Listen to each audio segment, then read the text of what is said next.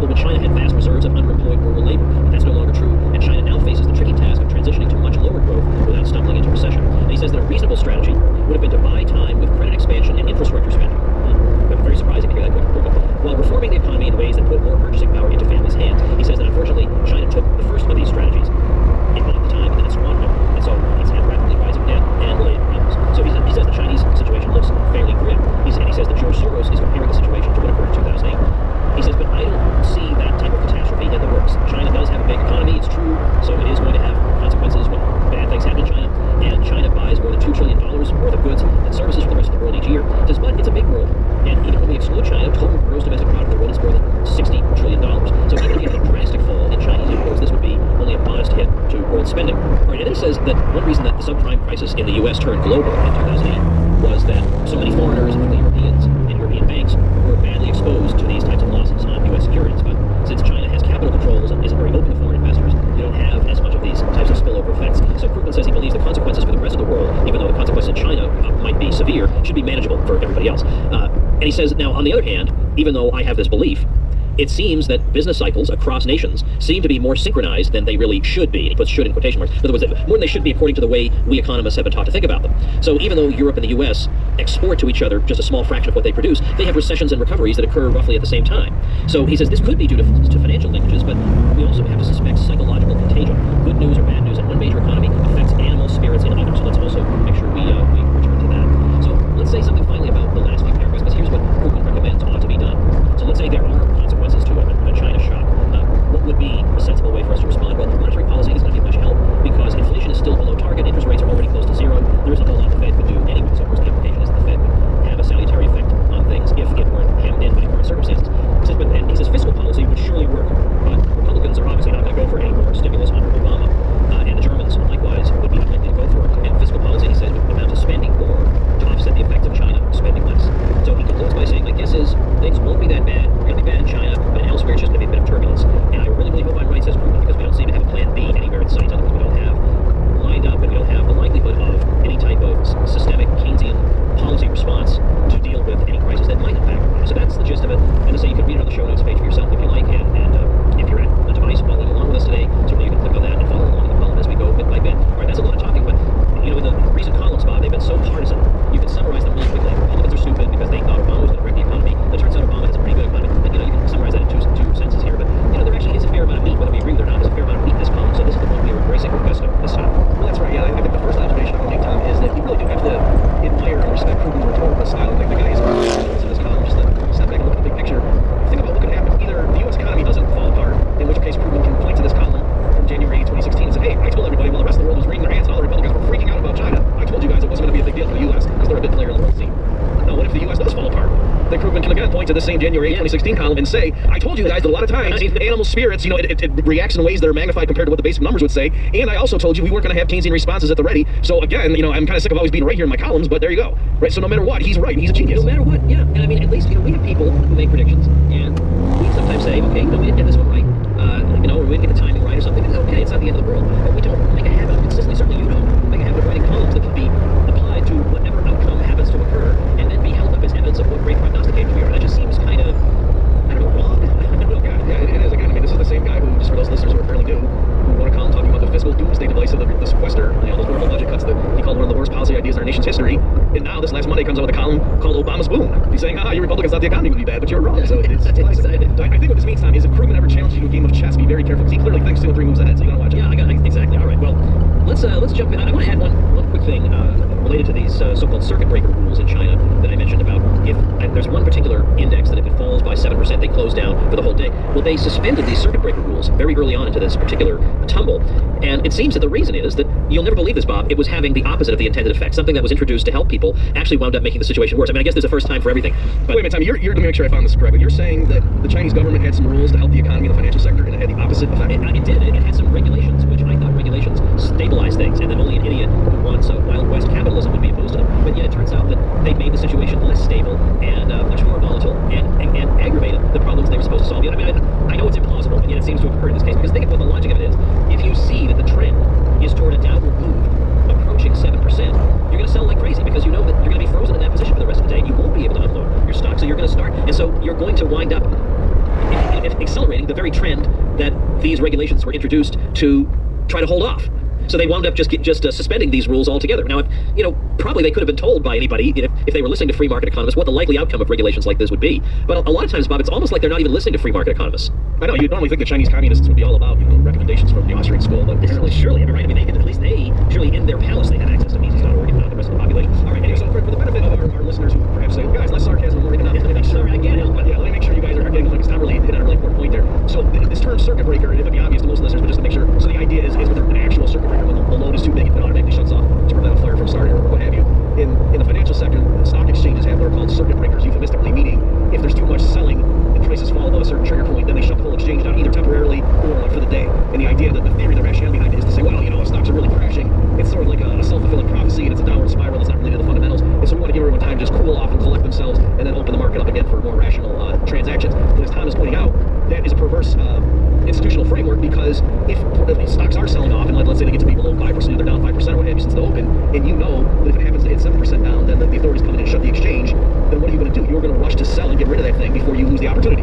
And so as Tom says, it's perversely causing everyone to go rush for the exits when the whole point was to keep people from selling. And so the Chinese authorities, my understanding is they've suspended this new thing. So this was a new innovation, and when they unveiled it, they had to use it twice fairly rapidly. And so I think now they're rethinking that and saying, okay, maybe this wasn't such a good idea after all. This actually happened in the U.S. Tom, I remember a few years ago, they had a ban on short selling certain financial stocks in the United States. And again, it was arguably causing the opposite reaction, where if people are being told, hey, you're not allowed to short sell this particular stock, what does that do? Does that give you confidence that that's a really good company? You go, no, you're saying, get that thing away from me. And my understanding is there's actually one company, or perhaps others, that were petitioning, I think it was the SEC, saying, hey, can you take us off this list, because it's sending a message to our investors and shareholders that there's something wrong with our company. We think we're fine, so we don't want you telling people not to short our stock. So again, it's the opposite effect of what the authorities, at least ostensibly, are trying to do. Who knows behind the scenes if they really are that silly and naive.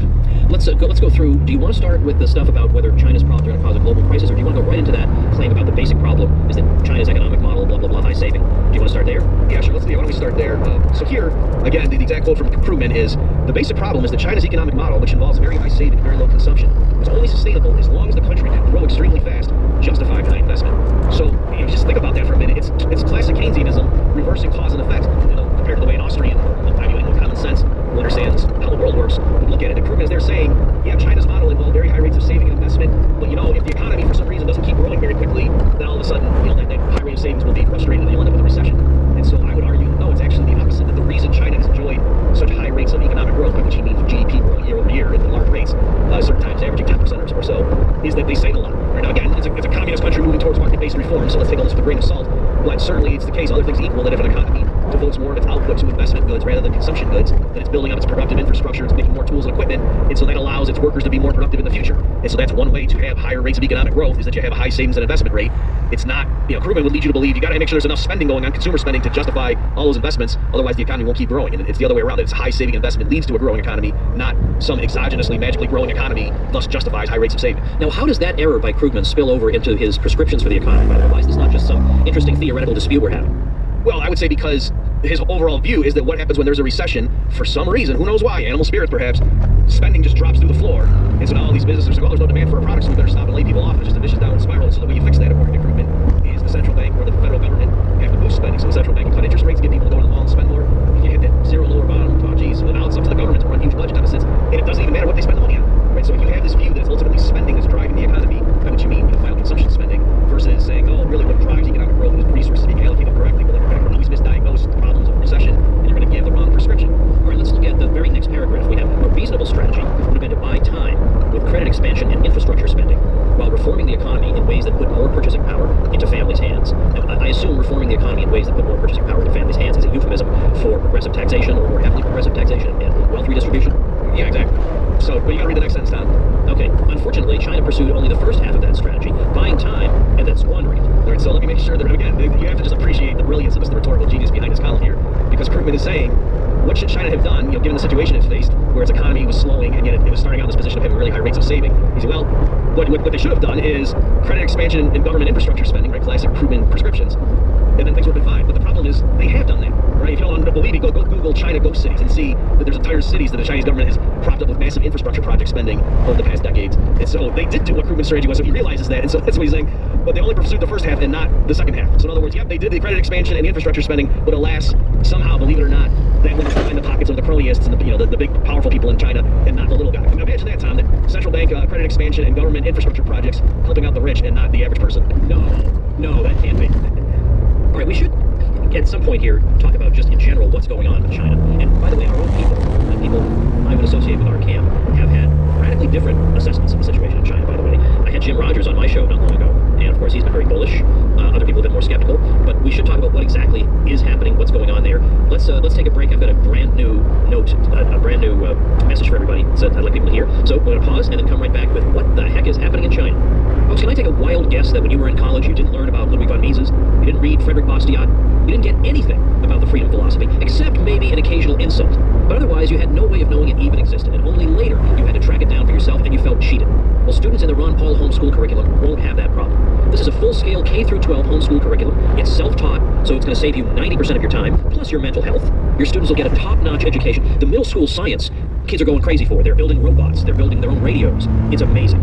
It's going to give you your mental health back, and it's going to give your kids an education we would have given our right arms for. And plus, get $140 in free bonuses only through my special link, ronpaulhomeschool.com. Folks, if you would like insight into financial markets, economics, and your own cash flow situation, insight that you won't get anywhere else, then check out the Lara Murphy Report, published by Bob Murphy, co-host of Contra Krugman, and his colleague Carlos Lara. Carlos Lara has decades of experience in consulting with business owners in financial distress. And of course, Bob Murphy is an economist who has experience in academia, policy analysis, and the financial sector. With their two strengths combined, the resulting Lara Murphy Report is a must-read monthly publication. Every issue, you'll read an interview with an academic or financial professional who uses Austrian economics on the job. Recent and upcoming issues feature Bob's analysis of the minimum wage debate and inclusion of the Chinese currency as a reserve currency for the IMF. Check out 3 free issues at contrakrugman.com/LMO. All right, we're back. We're talking about China. We're talking about the China column of Krugman, and we should give some type of assessment of what exactly is happening in China.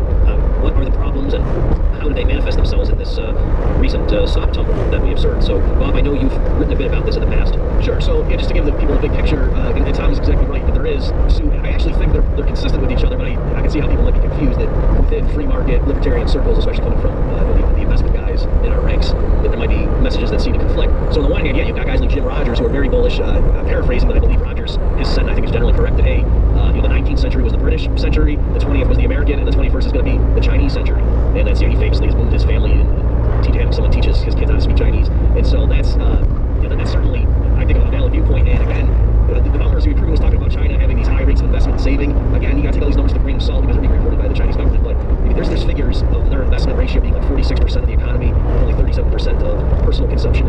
In contrast, the comparable figures in the U.S. are more like 17% of investment and upwards of 65+% personal consumption. So again, just showing that the Chinese economy has been devoting a lot of its output to reinvesting in the economy, and so you wouldn't be surprised if it keeps growing. Also, for those who don't know, I believe as of 2014, using what's called purchasing power parity as a way to make economies on the same basis in terms of their currencies, China was the #1 economy, right? And so it's, if people don't realize that the Chinese economy, by at least that metric, is larger already than the U.S. and is going to keep growing at a faster rate. So just keep that in mind in terms of the long-term prospects that the U.S., and also that one could say the U.S. government is moving towards socialism, where the Chinese, they were starting from a horrible place under Mao, but they're moving away from that. So that's certainly giving them room to grow and improve.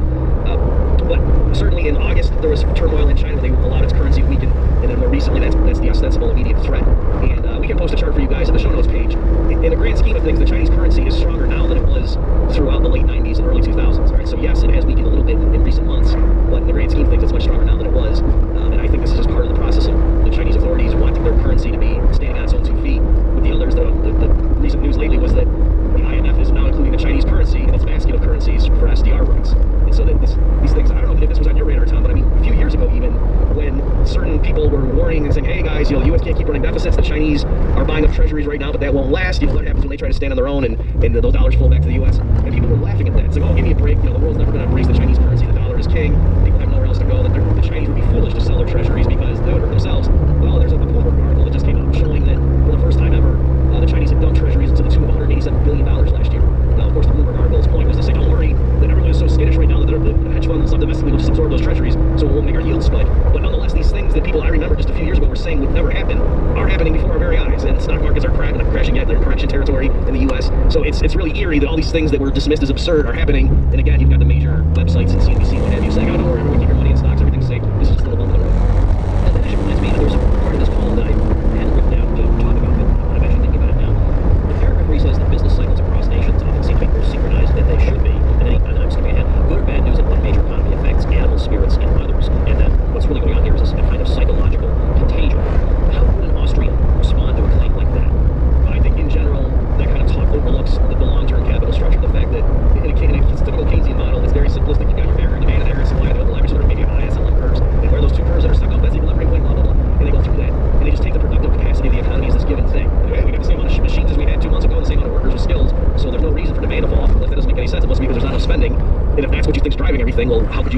of a sudden this big drop in spending, well, it must be psychology because there's no external change in the data that would produce such a fall. It's like a meteor hit. And I think the Austrians, in conception that's going on, realize that we're alone in the structure of the economy right now is largely dependent on investment decisions that have been made in the previous 10 years, at least. And so if there was malinvestment going on for a long period of time, let's say there was a couple of years, well, then as of 2008, we shouldn't be surprised that there's going to be some crisis in the economy. And you can't just magically fix that by dumping a bunch of money into the financial sector, having the government run huge budget deficits, the only thing they spend the money on if the productive structure of the economy is in an unsustainable configuration. So, but can the Austrians account for the fact that in a case like this, investors in other countries might be a little skittish? There could be some psychological consequence. Would they say that, okay, but if they're skittish for what turns out to be nothing but psychological reasons, then those entrepreneurs are going to lose out to people who are more level-headed?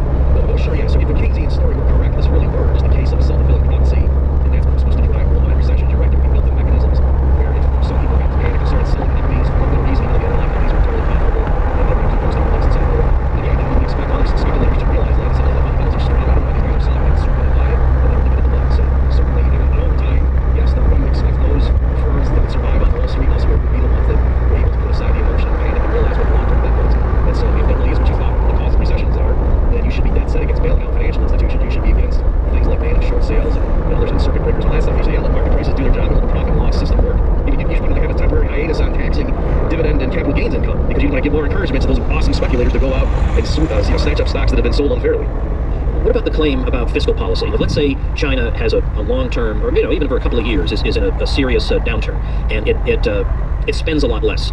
Would that mean that, for the sake of, and I'm asking this as a, just for the sake of it, but would that mean that somewhere else in the world, we need to stimulate spending to offset this drop in spending? So in other words, the government would somehow have to get involved, whether through tax cuts or more commonly just a lot of spending increases. In other words, is this economy kind of like a swimming pool where there's a part of, not swimming pool is a bad example, it's a good example for our son. Instead, should we think about it as a thing where if we have a drop somewhere, we need to make up for that drop somewhere else? Yeah, great question. You're right. Putin has a passage in his bill saying something like China puts its spending.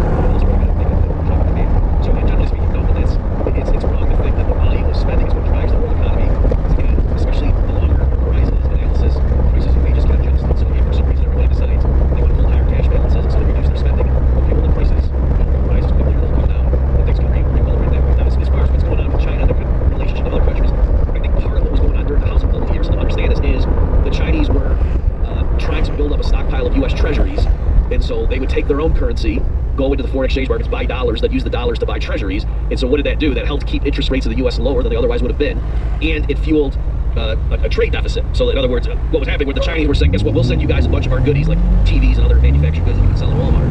And in exchange, you give us a bunch of assets that give us claims on future dollars. And so that's partly how we can understand physically what happened. How it was that during the housing bubble years, it seemed like Americans really were enjoying genuine prosperity. It was a millionaire ahead. People were getting these huge mansions, they were buying fancy cars, and so on for several years. And what was going on? I think part of it was the Chinese tails off and enjoying low rates of consumption and sending goods over to Americans who were consuming it because they were basically saying, don't worry, we'll pay you income in the future, and then letting them build up huge stockpiles of U.S. assets. And so at some point that had to come to an end. We are seeing that right now. Last year, again, the Chinese unloaded $187 billion in trade.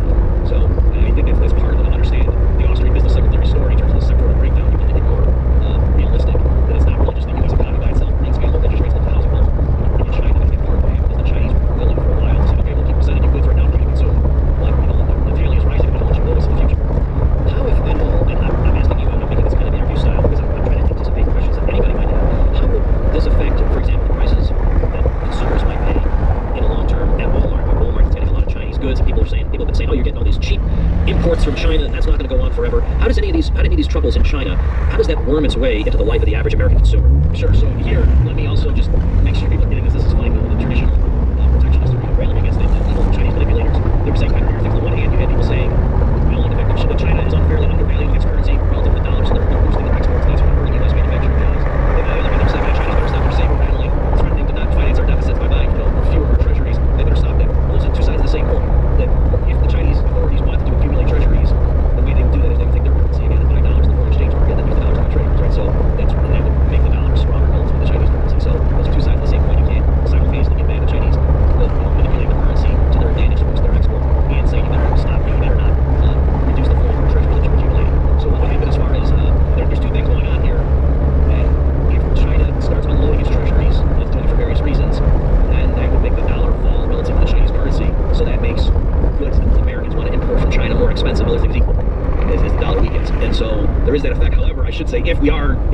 investors around the world are terrified because of all this news and what's happening, they typically will rush to treasuries as a safe asset or a safe haven, and so that might keep the dollar stronger than just that particular element would have you believe. So there are all these competing forces, and I think that's partly what's going on. That starting last August, the Chinese, as I said, have been in an effort to keep their currency in the range they want. They have been unloading treasuries at a rapid